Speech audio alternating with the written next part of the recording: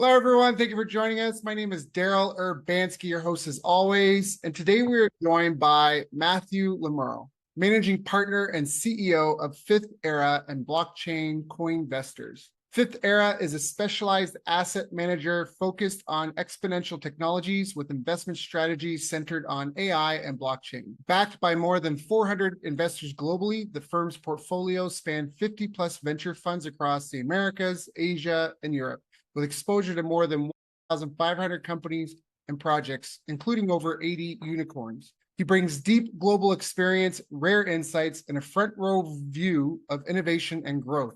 So I've asked him to join us here today to share his story and insights into an AI-driven future. So Matthew, thank you so much for joining us today. How are you doing? Fantastic to be here, Daryl. And looks like you're on the beach, but I'm working here in San Francisco. So great to be with your audience too. And so how did you even get into this? Is this something your parents were into? Were they early adopters in investing and AI and blockchain? Are you just kind of carrying the family torch or? No, and Alison and I grew up in a very different setting in the UK. In my case, my parents were a teacher and my father was a chemical engineer. And for Alison, her family worked in Yorkshire and were in the coal industry, and her mother was a singer. So we didn't have any technology investing focus in our families. We came here 40 years ago, and everything we know we've learned here in Silicon Valley over the last 40 years. So how did you even get started then? Was this your first business? No, it's been a long journey, and it's taken some turns along the way. But we were sort of lucky. Coming to Stanford and graduating here meant that almost straight away, we had some appreciation of just how quickly the world was about to change because of technology, the internet, enterprise software, and other things.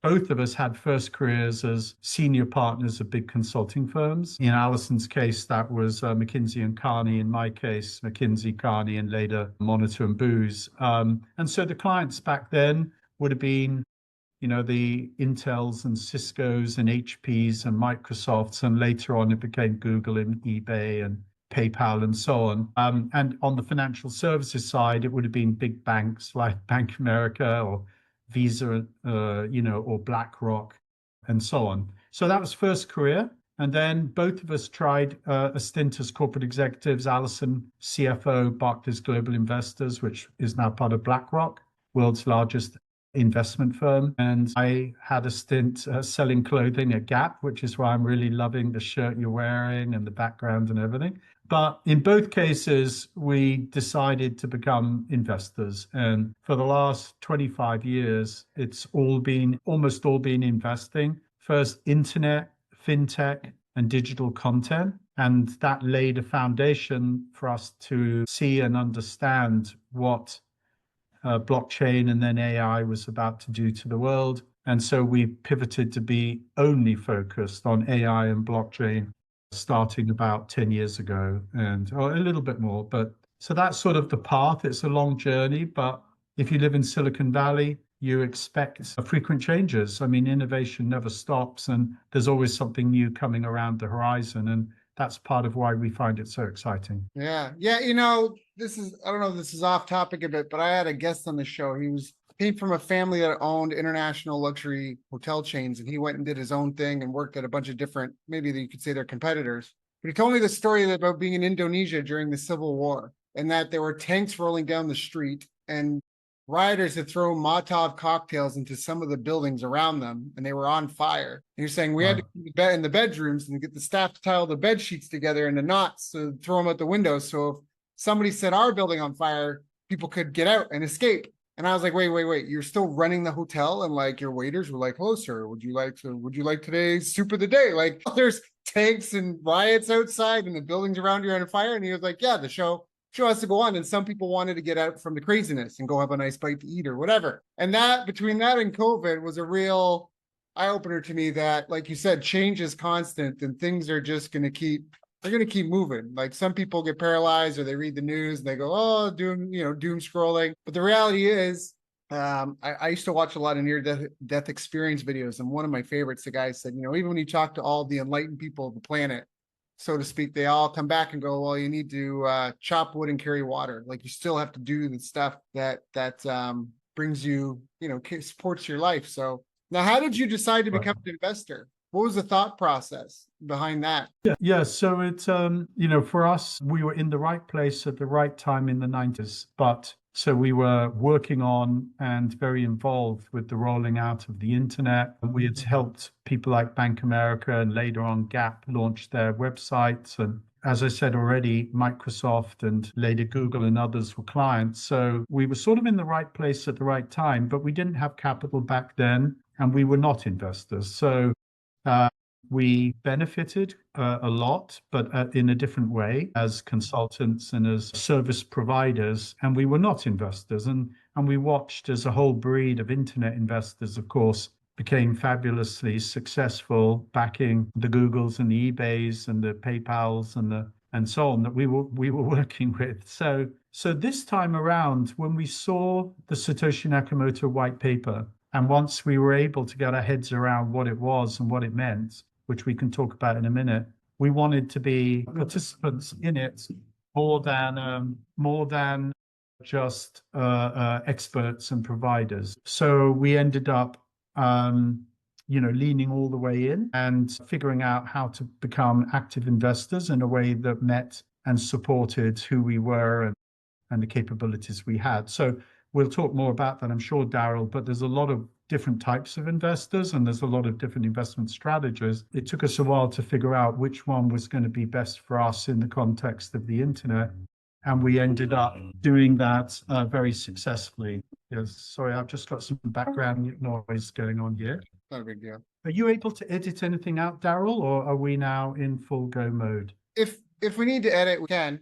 Typically, it just depends. We can. I got a team, so it's not a big All deal. right, sorry about that. Give me 1 second because I got a lot of background noise. I think we have to edit. So how did you decide to become an investor? Yeah, thanks, Darrell. It's been quite a journey. I already said that back in the early days of the internet, we were very active. We were in the right place at the right time. We knew a lot of the right people.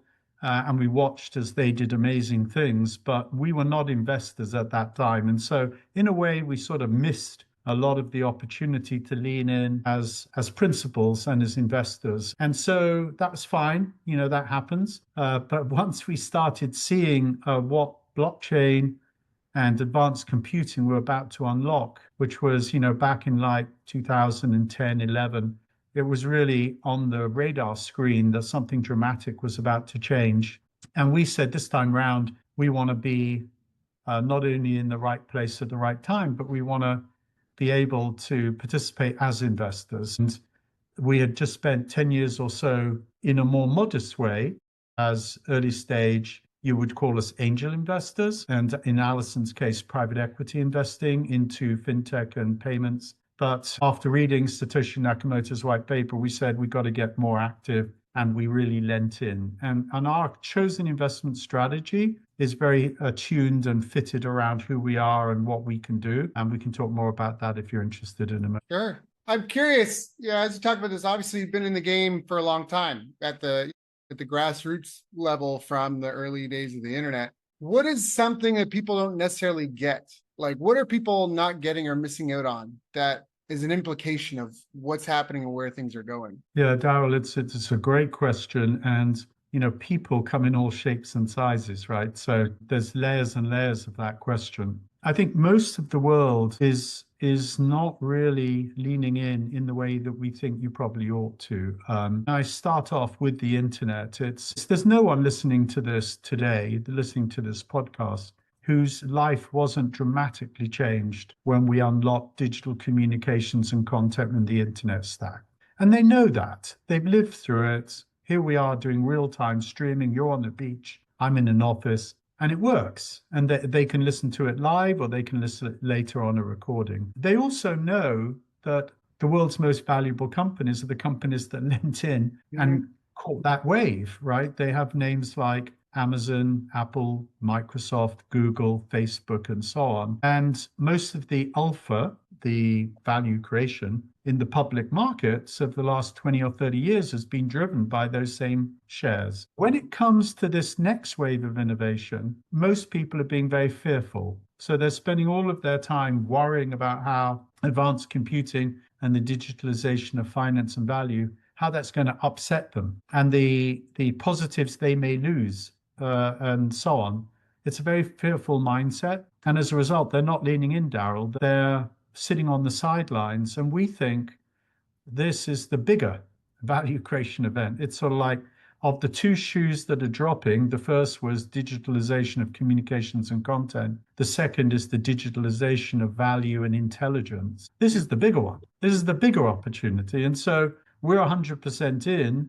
And part of the reason I'm doing this podcast with you, Daryl, is because we're trying to be advocates and share what we know. But that's what people are missing, Daryl. It's the digitalization of intelligence and value. We're moving up the stack. It's so much bigger. It's so much bigger than the digitalization of content sharing and of communication. And the two are not separate. You needed the first to get to the second. Now we can go and digitalize everything. What would someone who's just starting out or struggling need to do? Like if you have an entrepreneur who goes, okay, the internet wave created a bunch of billionaires and companies that are household names. This is the new internet. It's the new printing press. Where do they start out? Like if they're just starting out struggling, what are the opportunities? Where should they focus? What are they, Yes. Yeah. So great question again. Alice and I wrote a book a dozen years ago to help people get their minds around that question. And it's still available online, Amazon, Apple, places like this. It's called Build Your Fortune in the Fifth Era, is what it's called. It's a mouthful, but you can look up my name and you'll find the book.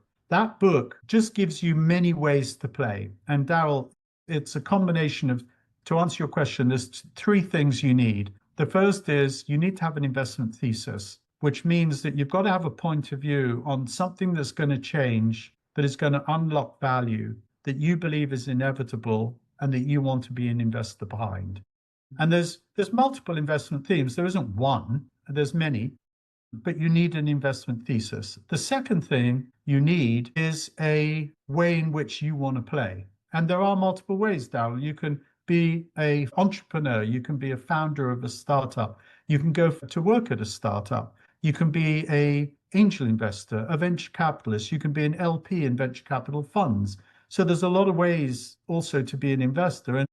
And there's pros and cons and implications of that choice. And then whatever you decide, then you need a winning strategy. So you could say, I love life sciences. That's where I want to focus. I want to be a founder. Now I need to know how to go and stand up a winning biotech company. In my case, it's sort of like, I believe in the digitalization of the global economy, and I think it's inevitable. I think advanced computing and the digitalization of value play a role. I want to be an active investor.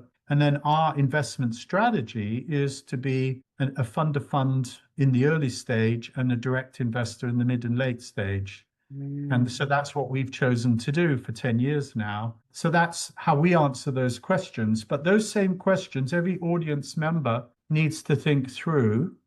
And, it's not like there's an easy way. That's the other half of the answer, Daryl. It's like we talk about 10,000 hours. If you want to be a great entrepreneur, it's a lot of work. If you want to be a great venture capitalist, it's a lot of work. These things you have to put in your time. And I think there's three things you asked me before. What are people missing or not doing? The first is they're just missing the opportunity. They're not seeing it. The second is they aren't willing to make the choices about how they're going to participate and really get all in around their chosen strategy. And then the third is they don't want to put in the time and energy. They hope it will just fall in their lap, but good things don't fall into your lap most of the time. You have to go out and seek them, and you have to be a bit lucky too.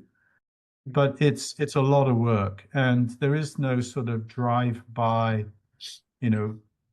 spray and pray approach to catching the world's best companies. It doesn't happen like that. Yeah, that's a great breakdown. I think that's very powerful. So if you haven't, go check out his book, Build Your Future in the Fifth Era. And it's just a great breakdown and having a thesis. Would you say having it how you're going to play and then coming up with a strategy to execute on the previous two and putting in the I time. think that's right. I think that's really powerful. I feel like that's a lot of things. And stuff is hard. Stuff is supposed to be hard. It's not, Jim Rohn's got this great quote, don't wish you were easy or wish you were better. And I think there's real power in that. Don't wish you were easy or wish you were better and get involved and get dirty. And if you can't, then maybe it's not what you're passionate at. Maybe it's not your spark. Maybe it's not what's speaking to you. And I think that's what you should be honest about as well. Yeah. What do you think are some of the skills and behaviors that people need to adapt to be prepared? I mean, you already broke this down, but is it like, can we expand on that at all in the sense of, are there certain skills like you got to learn how to work with agents, or you better go buy some Bitcoin now just to get familiar with the tech? Like, are there any skills or behaviors you think are really important? Well, I think I think you just used the word passion, and so let's just double click on that word because that is where it begins. Now, some of your audience may have heard me do this before, but if you bump into a friend who lives in a city and they like American football, we'll just use that as an example, but it could be hockey. It doesn't matter. And if you ask them some simple questions like, which NFL team is based in your city and who's the quarterback and who's the owner and how did they do last year and did they go to the Super Bowl and so on and so on. Your typical, football fan in America, but it could be any sport. It doesn't matter. They'll know a lot, and you can keep on going. You can say, well, in a typical season, how many hours do you watch football on TV, and how much do you read about it, and how much do you, and maybe you bet on it. How do you do fantasy football? How do you do betting online? Are you using polymarketing to get your odds and all these types of things? And what you'll discover is that they have gone deep. They put in their 10,000 hours. They really, really know. Fans. I'm talking about fans. But when it comes to something like investing, I can ask you the same questions. What city you're in? What life sciences companies are based there? Who are the CEOs and the entrepreneurs that founded those companies? What's their current market cap? What are the top 3 priorities for that company to get to the next level? And you'd be surprised that people who say they are investors against a chosen innovation area or theme will not have put in the hours. And it's sort of like, to the analogy, but look, you're in San Diego and you know all about the Chargers, but you say you're a life sciences investor and you know nothing about Bay Bio and the biotech industry cluster in San Diego. And so you didn't put in your hours. So that's really an important thought. If it's your passion, it should be where you want to spend all your time. And if you're spending all your time on other things, surfing those waves behind you and sitting on the beach, and that's actually your passion, it's fine. It's fine. Right. That is your passion. Right. But if that's your passion, don't complain that you're not an entrepreneur, and don't complain that you're not a very good investor because you've chosen to put all your hours into other things. Yes. And I do hear a lot of people who say, well, I don't have any time. I'm too busy. And I sort of say, I don't believe that. I think, we all spend a third of our time working, a third of our time sleeping, but we've still got a third of our time. And if you're passionate about going up this curve, you do have time. It's a question of your passion and your priorities. And I'm always struck, Daryl, by if I were having this conversation with you today, or you were having this conversation with me today, and I didn't know about something, I know in about 3 months' time, I could know a lot about that something, right? And I don't want to take that challenge today, but if you did challenge me and say, Matthew, you know nothing about something or other, in 3 months' time, we could have this call, and I know I could know a lot about it. And it's not just knowing, it's also I could build relationships and network and make sure I knew really good people who know or invest entrepreneur in that space. I could 3 months, and I could accomplish a lot, and so can everyone else listening in. And that's what you've got to decide. And I go back to Steve Jobs. Do you want to sell sugared water, or do you want to change the world? If you really want to change the world and you put your heart into it, you will change the world. Yeah, I love that. Yeah, I looked it up because you reminded me of this great quote by James Michener. I don't know if I'm saying the last name right, Yes. but I love this forever. It's the master in the art of living. The master in the art of living makes little distinction between his work and his play, his labor and his leisure, his mind and his body, his information and his recreation, his love and his religion. He hardly knows which is which. He simply pursues his vision of excellence at whatever he does, leaving others to decide whether he is working or playing. To him, he is always doing both. And I thought that was what you're sort of speaking to there, where these tools are incredibly powerful. We live in such an era of all of our, Naval said this, all our diseases are diseases of abundance at this stage in our society. And we have so much at our fingertips. Like I'm able to reach across the planet and sit on a call with you. And we've never had opportunities like this before. We're already cyborgs. And so I think almost what comes in when people talk about AI and AI being able to automate a lot of the intelligence work that's being done, I feel like what's left is the internal spark. I don't necessarily believe that we're creating a new sentient species. I don't know how much I buy that part. I think it's really smart, and I think we've designed it to be smart. But I just don't see the self-driving bus one day deciding the reason and purpose to go on a road trip. Like I don't necessarily for itself. I just don't know if I just think that they're tools. And so what becomes more important are the interpersonal stuff, and like you talk about, finding and tapping into your passion, figuring out what you want to bring to the world. And in a world where execution is done for you, then it's really the spark, the thinking, the feeling, the desiring, the knowing the people, and who do you want to help and how do they need to be helped. And I think that those three things you listed will be like, they're very timeless to a certain extent. Not to blow compliments your way, but I think that they're very timeless in that manner. Yeah. And I want to make sure the audience knows that we're not, on the one hand, we're not trying to preach to anyone. And on the other hand, we're not just making this up. There is literally decades and decades of deep research into why do some people do very well and others struggle more in different fields, whether it be entrepreneurs, whether it be athletes, whether it be corporate executives, whether it be investors. And this central theme, which is know what you want to accomplish, devote yourself to it, and then passionately work exceptionally hard to master the capability, skills, knowledge, and build the relationships and network to succeed, is actually the consistent finding. And there is a little bit of information around some people are born that way and others maybe find it more difficult. So there is a little bit of that, but most of it is down to passion and execution. And when it comes to that, if you ask me as an investor, what really matters, I find great entrepreneurs that are going to really change the world because they really desire to, and they have the skills, yes, but also the dedication and motivation. And then on our side as investors, we got a ton of work that we need to do both before we make the decision. A lot of that's what we call due diligence. And then we've got a lot of work after we're an investor to help the company succeed and helping it scale up and grow. None of it's easy. So there's a lot there. And then the other thing, Daryl, that you just put on the table was short-term v long-term. So because you started talking about sentient general intelligence and sentient computers and things like this, I've found it most helpful as an investor to not go too far into the future. We're venture investors, so we've got to invest for the 5 to 10 year time frame. And that does mean a little bit of peering into the future, but not too far into the future.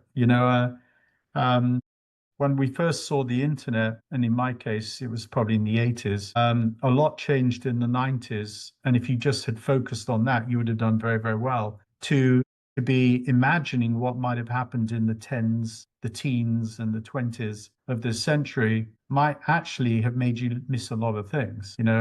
Just being early into selling books online would have done you just fine. Jeff swam in a lot of the same circles. I was just coming in and he was taking off in my internet. Anyway, sorry, I digress. Yeah. Well, no, that's interesting. But the only point I was making there is don't go too far into the future. As an investor, right now, as an example, there's a lot of value being created in advanced computing and AI. And if you want to try and back the next next initiative around general purpose intelligence, you can. I'm not saying you shouldn't, but don't miss out on the fact that we're just right now trying to wire up all the enterprises of the world and get beyond SaaS and into something that's slightly more intelligent software and agentic software for them to use in normal business enterprise sort of activities. So there's a lot of value being untapped right now by these technologies, and the same in digital finance. You don't need to go too far into the future. You can see it happening right now with the rolling out of stable coins and tokenized securities and so on. Let's look at your crystal ball, for the next 5-10 years. What do you see popping off, to use a colloquial term? Yeah, in the next 5-10 years. Well, so I think it's all in plain view, because these things take a long time, and we've been talking about it for a long time. And so in the case of digital finance, Satoshi unlocked a lot with the invention of blockchain as a technology to allow value to move over the internet. And 10 years ago, we wrote down that we expected all finance, all monies, commodities, and assets to be digitalized and tokenized, and that we would be upgrading the world's financial infrastructure in support of a model of finance and value that was cheap, almost real time, highly secure, fit for purpose for a digital world. Well, we're 10 years later, but I think that's a 50-year thing. It's more like 50 years. So we invented the internet in the 60s, played around with it in the 70s, first use cases in the 80s, scaled it up in the 90s, went crazy in the zeros as everyone went online. But we're still finding new use cases for the internet.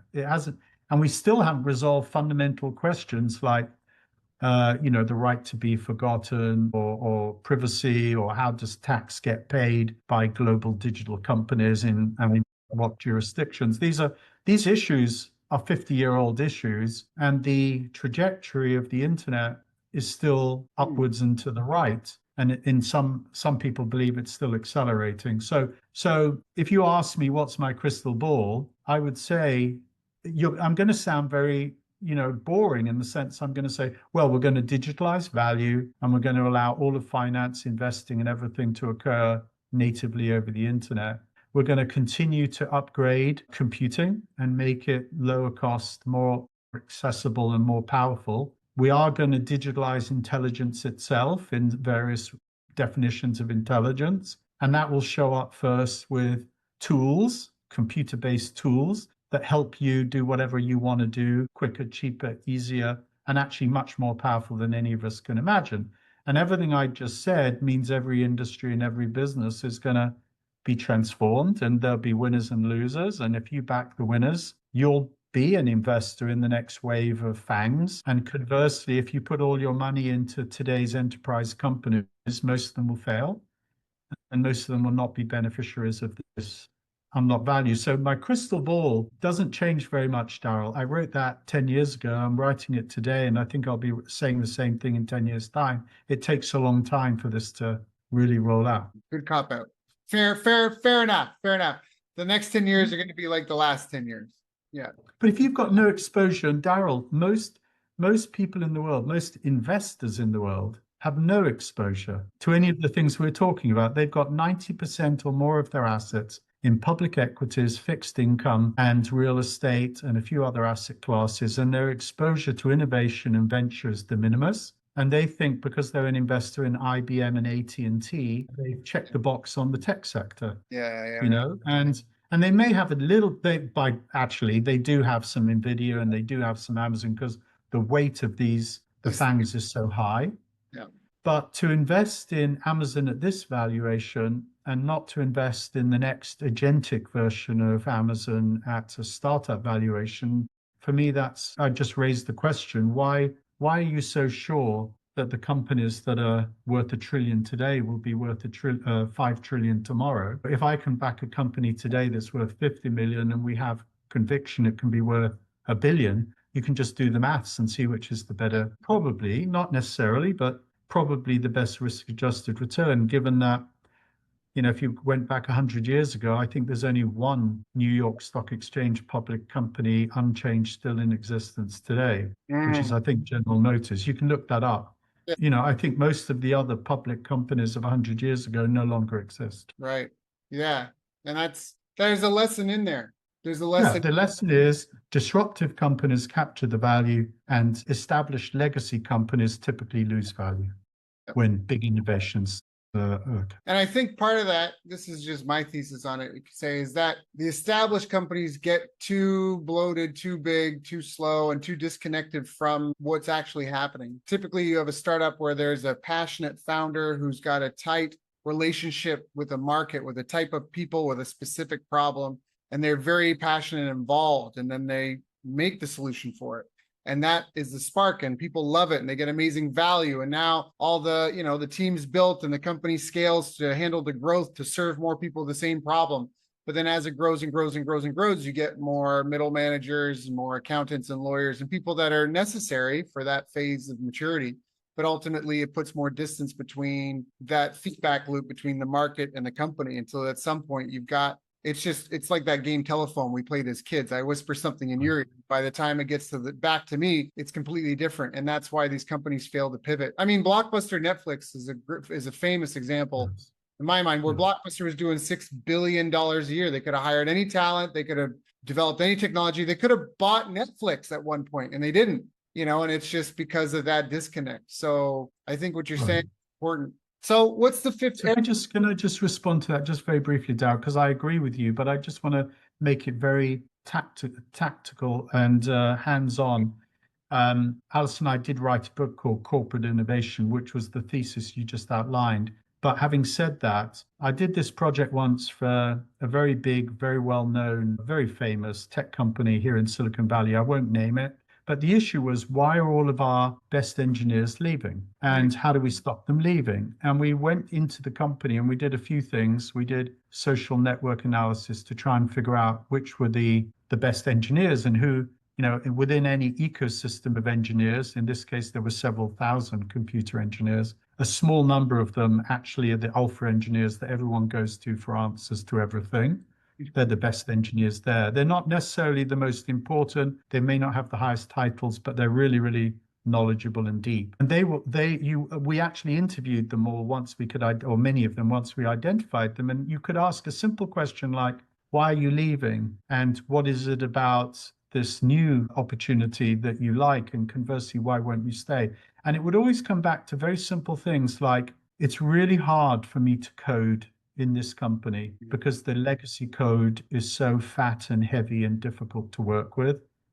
And the languages may even be outdated and old. I get more fun working on Linux in my spare time because we're pushing the envelope. And I want to be in a software environment where I can write good, clean code that really makes things change in a beneficial way. And that all sounds obvious. But if you're a software engineer and you're still having to patch 20-year-old software for your living, that's a nightmare. It's not a fun thing. And all you're really doing is you're not so much making the banking system or the healthcare system get better. You're just stopping it crashing. What's the excitement in that? It's a lot more. And now with all the agentic software development tools, the best engineers are saying, well, I can actually, you know, write a whole suite of software and really do something incredibly powerful all by myself or with a small team of people. I don't need all this bureaucracy and complexity and legacy. I can get out of all of that. Yeah. And I feel like that's sort of the real tangible example of what you're describing. It's not bad people doing bad things. It's just the burden of legacy crushes people. And communication. Jack Dorsey just talked about like the Roman army and how companies adopted that organizational structure and basically it's an information problem. It's too much friction. Even a small amount of friction compounded over enough groups and pods in a company and divisions, just nature's, you know, it naturally will alter the signal. It's just an inevitability. And we've just had our first $1 billion one-person company, I think. A guy built with pure AI, some sort of health pharmaceutical company, I think it was. And it was like him and his brother. And I think they're on track to do $1.8 billion now. And it was him that built it. And then when they got upwards of $1 billion, he hired his brother or something like that. And so It's an interesting Well, time. it's like we were saying, I think the power we don't have our heads around, none of us do. The rate of change, for all of our lifetimes, the constraints on software eating the world, which is Andreessen, were two things: the number of good engineers and how long it would take them to write software. Now we've created AI agents that can actually infinitely increase the number of engineers that can help you write code. They may or may not be better than you. And secondly, they do it almost instantaneously, and they can build on top of other people's code and iterate, iterate, iterate. So the steepness of the software's eating the world curve, did that just go up 100x, 1000x, 10,000x? We don't even know yet.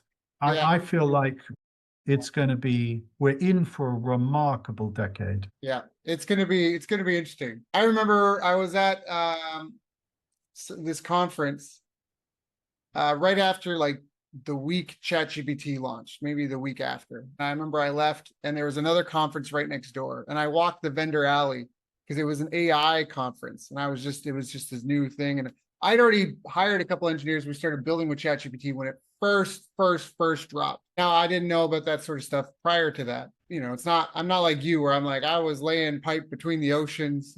I wasn't that far back involved. But when it dropped, I jumped on it right away. And I remember walking the vendor alley to this other conference, and I'm so shocked because Google had a booth there and these banks had a booth there.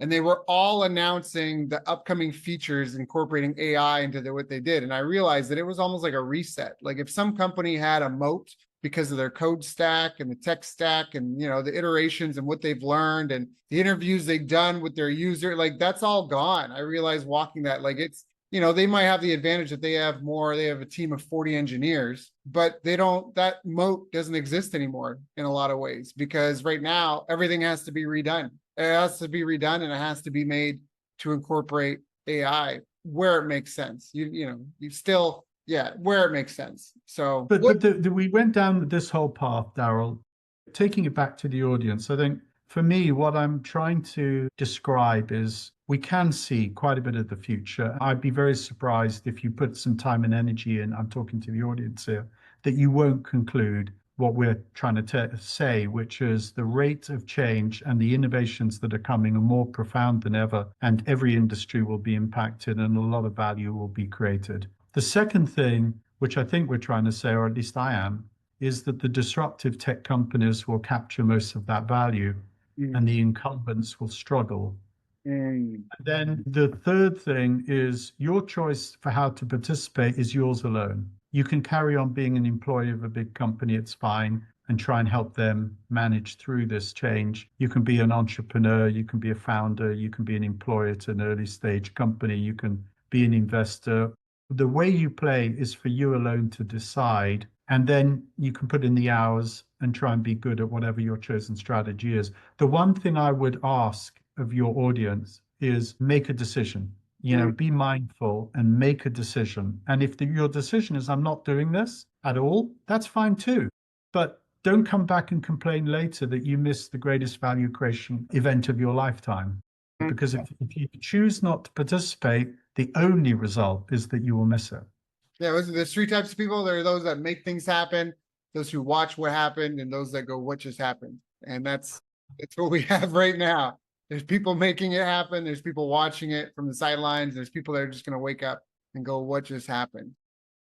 I think I'm in all three buckets, Daryl. Yeah. I'm in all three buckets. I definitely watch a lot to try and figure out where to act. But I am also looking at this and saying, oh my gosh, it's moving so quickly and so profoundly. I do not understand it. It's unbelievable. We are entering a new time for humanity. And yes, there are challenges too. We haven't talked about that. It's not all good news. Mostly I think it's profoundly positive. Yeah, I think so too. I hope so. I hope we get smarter and wiser. The power is immense. I mean, some instances, can be world-changing tools, people that really learn how to harness them. Peter Thiel did this. I caught this snippet of something he said, where if you took angels and demons instead and thought of them as sufficiently advanced civilizations, when you could teleport a nuclear bomb anywhere in a microsecond and it was impossible to stop, that means the society needs to be purely altruistic. to not have that intent to do harm and to conquer and for conquest, or it becomes very draconian where everything is so tightly controlled that you can't do that. It's not possible. You don't have the freedom to do something like that. And that was just the example. I probably butchered it, but I thought that was really insightful that we're developing these world-changing tools. And especially you look at Facebook, that's a piece of software that enabled genocides and riots in some country, like massive disruption to civil life. And as we build more and more powerful tools, it used to be like an extinction bomb, but now it's different. I mean, we had the scandal of the company using Facebook ads to manipulate and social engineer places. As we go up and up and up, that's, again, it comes back to morality, I think. And some of it is conversations like this, communities having to agree on moral ethics. What do we want? Building bridges, not burning them. And it's not going to be, I think it's going to be like a fractal, like they say history doesn't repeat, it rhymes. And if you need proof that the universe is a fractal, look at the fact that people come out of other people. I think that's a pretty good demonstration. Yes. So the way we often talk about that, I think we believe technology is a double-edged sword. It can be used for good and it can be used for bad. I think most innovators mostly want to use it for good, but obviously there are a lot of people that can also use a technology or an innovation for other reasons. And there are collateral positives and collateral damage because we can't predict everything. One of the things we've struggled with over the last few years was that our government was primarily saying no change. We don't want change, we don't want innovation. And that isn't the American way. The American way is definitely to drive innovation and change and then figure out how to leverage it in ways that are very beneficial for society. America's always been the best at that. And I think we're back there. I think that we, fortunately now have a theme that is America's going to be at the leading edge of innovation, but we do need to worry about the guardrails too. And that means that our politicians have to also put in their 10,000 hours. They actually need to understand some of these innovations in order to be able to manage them, set law for them, put in the regulatory guide rails, etc. You can't just ignore the innovation because it's coming anyhow. Yeah, I'm cautiously optimistic for what these technologies are going to do to the political arena. I feel like there's a lot of room for improvement in certain respects, but we'll just leave it at that. Matthew, this has been a fantastic call. I've got a couple pages of notes here, and I want to be respectful of your time. Is there anything I haven't asked you about that I should have asked you about? Assuming for a moment that we set out to try and encourage the audience to lean in, put on the right mindset, and figure out how they want to participate. Hopefully this was helpful. The devil's in the detail because there's a lot of different innovations here. There's a lot of different participation strategies. And even if you choose to be an investor, there's a lot of different types of investors and a lot of different types of investment strategies. So I think the audience, if this was sort of helping people get started, there's a lot more that can be learned later. And we're very transparent, Daryl. So we give away a lot of knowledge, insights at Fifth Era. We give away newsletters and podcasts, and we write books, and we do all of that because we want to share what we know. So if anyone in the audience starts off on the journey and then they start saying, well, I need to understand blockchain or digital finance more, we're more than happy to share what we know. And if they want to learn more, what are some of the best ways for them to get in touch? Well, fifthera.com is where we tend to channel everything. The books are, just go to Amazon. But obviously, if someone's an accredited investor, we can get into a very detailed conversation. If they're not an accredited investor, we can still do a lot of education. We just can't, we can't talk about the specifics of our investment strategies with non-accredited people. So that's just a governmental constraint that we operate under. Yeah, fair enough. Go check out theera.com. Go check out his books, Build Your Fortune in the Fifth Era. That's going to be Matthew Le Merle. And go check out, Le Merle, Lemerle, sorry. That's it, Daryl, thanks. Merle. And also his other book, Corporate Innovation. That was written for the boards and executives of big companies. So if any of those are listening, Corporate Innovation is a good book for you. But I think for entrepreneurs and for founders and for angels and VCs, that book wasn't written for them. Okay. All right. Well, then stick with Build Your Fortune in the Fifth Era. Or go check out fifthera.com, FIFTHERA. Matthew, thanks so much for joining us today, knowing you got your own direct reports, your own community. Thank you so much for coming and sharing your knowledge with us so we can all navigate this future. Great. Thank you very much, Darryl.